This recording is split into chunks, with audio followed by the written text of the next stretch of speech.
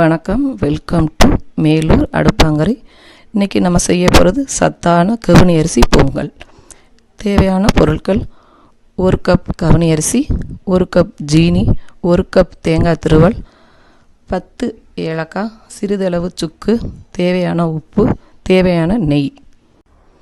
இப்போ கவுனி அரிசி நம்ம 2 முறை நல்லா அலசி ஊற வைக்க போகிறோம்.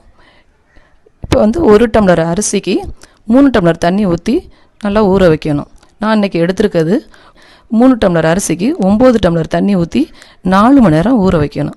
இந்த ஊற வச்ச அரிசியின் தண்ணியோடு தான் நம்ம குக்கரில் போட்டு வேக விட போகிறோம்.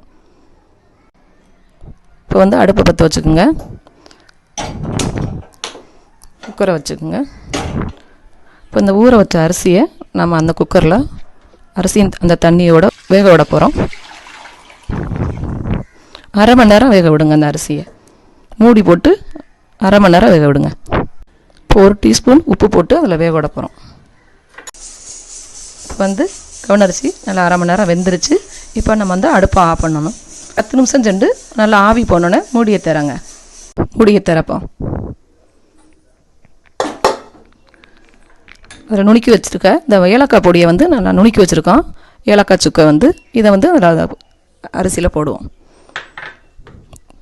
தேங்காய் துருவல் 1 கப்பு, ஜீனி 1 கப்பு, தேவையான ஜீனி போட்டுக்கலாம். நல்லா கிளறி விடணும். இப்போ நம்ம இப்போ பாருங்கள், நல்லா கிளறியாச்சு. இப்போ தேவையான நெய் அதில் போட்டுக்கணும்.